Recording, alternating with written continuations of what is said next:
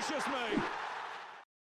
What is going on, guys? TVM here. Welcome back to another video. So yesterday, I think it was yesterday, I did a video on the 80k Kante. I mean, arguably, you could call this the 500k Kante, although that would be a bit stupid because Kante is far less than that. Or you could call it, spoiler alert for yesterday's video, the Icon Team of the Season Daley Blind. They're very similar, and I got them both at around the same time, and I thought it only fair to really, I don't know, make a video on him. And of course we are talking about the 93 moments Bobby Moore.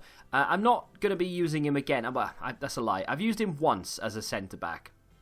And for me personally, he's good until a cross comes in and he has absolutely no chance of defending it. Now, that's not to say that you won't be able to defend any crosses, because you will. Of course you will. You'll be up against some people who either can't head the ball, they arrive too late, their positioning isn't great, and of course Moore is very good in the air anyway, because he does have, with a chem style, which I've put on him, an anchor, would make sense. You boost the pace, you get that extra defensive boost, and of course you boost the physicals as well. He's up to 97. Let me go over to the attributes, you can see it yourself. Goes up to 97 jumping, and of course then has 99 heading. So even though he's only 5'10", he's still capable of towering above certain attackers. Now, unfortunately, when you come up against the likes of Flashback Ibra, which, let's be honest, we come up against a lot, you are going to struggle. And to be fair, you'd struggle with anyone. But if you've got, for instance, Van Dijk, 6'4", I believe, or even Laurent Blanc, 6'4", and they're up against Ibra, who's like, what, a couple of inches taller, but they are very good in the air because they've got the height, they've got the strength, they've got the jumping and the heading accuracy. Moore lacks that height, so he's going to struggle against the likes of Flashback Ibra or even Team of the Season Ibra.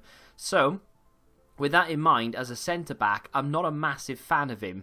Even if I concede a goal that's literally nothing to do with him, in the back of my mind I'm thinking, if Moore was 6'4", we wouldn't be having this discussion. You know, like, it's stupid, but it's just the way my mentality works, and I want to give my mindset, it's going to sound stupid, but I want to give my mindset the best chance it can of not blaming the game. I want to only have to blame myself for making mistakes. So the fact that Moore is 5'10" is a reason or something for my mind to focus on. If you concede, it's probably his fault because he's not tall enough, which is stupid. Now, for the most part here, what I'm going to do is actually play Moore as a CDM. Now, I did this with Daley Blind yesterday, and it worked very well. He was a very competent CDM. In fact, he was a very good CDM. I'm probably going to throw him into an SBC soon. It might even be today for the guaranteed Serie A Team of the Season. But that's not to say that I don't like him. I just have a lot of CDMs at my disposal right now.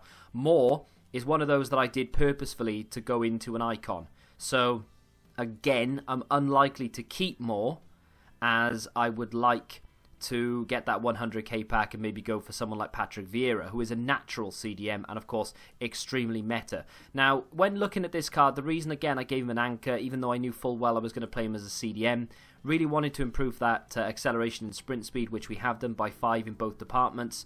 And then of course we've refined the defensive stats and boost the physicals. The aggression is, I wouldn't say crucial, but it's extremely important to a CDM.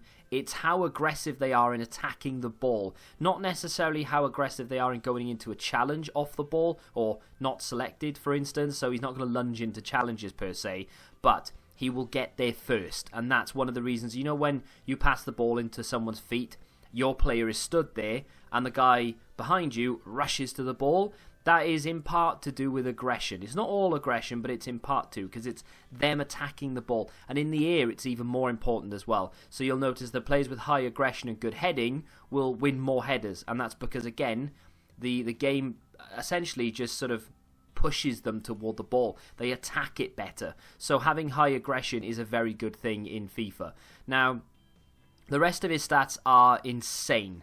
Now, when I compare it directly to Blind, pace-wise, it's about the same, but he doesn't have as good attacking options, nor does he have as good a sort of crossing vision and things like that, but his short passing is very good. It's 97, it's all but perfect there, so you can pass that from the back. His composure and his reactions are phenomenal, and again, that might be better than Daley Blind. And I'm doing a direct comparison because, like I said, I got them at the same time, and when I looked at them side by side, there was very little in it. I think Blind is probably the better player all round, but Moore has an awful lot to offer.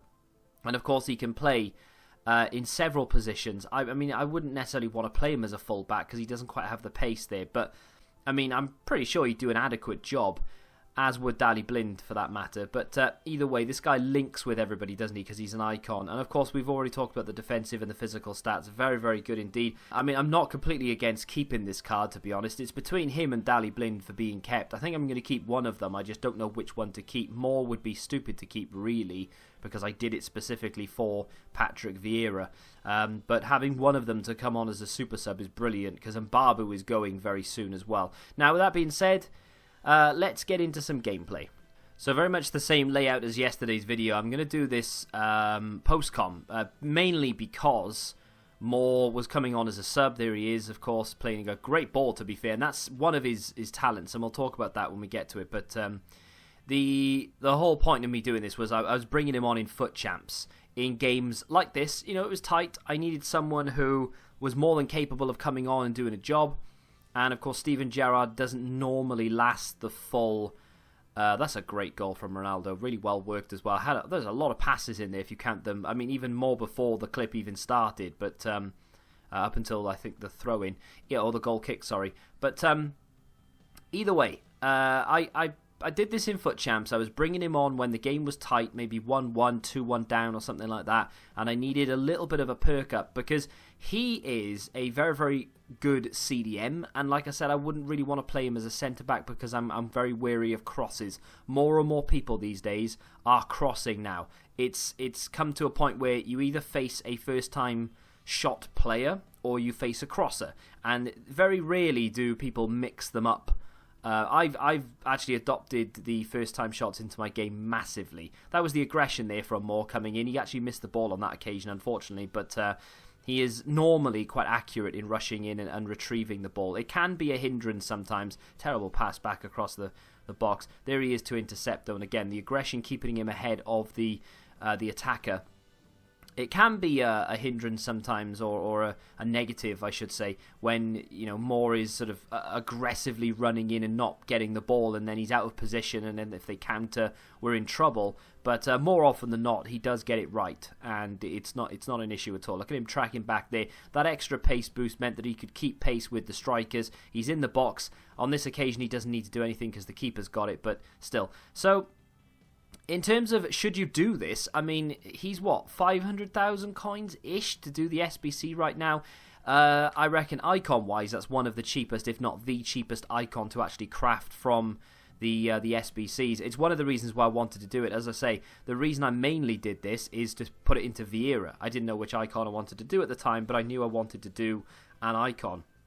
I don't think it requires that many informs. Of course, informs right now are ridiculously priced. But even if you have a little bit to get this started, it's something you can chip away at, and especially if you're doing the League SBC method, it is very, very easy for you to knock it out over time. And of course, Team of the Season is just over halfway through now, so we're not too far from the end, and of course we are getting to sort of less desirable Team of the Seasons. Although the ultimate Team of the Season is around the corner, so that's not too bad. Terrible pass from Firmino there. He really should have hit that a bit harder. But I find that in those situations, another great challenge from Moore. Gets in there, cleans up, passes the ball out, and we can just go away with it. And he was very good at doing that. Getting his body between the ball and the attacker is something that he does exceptionally well. And I feel like he is much better suited to that CDM position than he is the centre-back.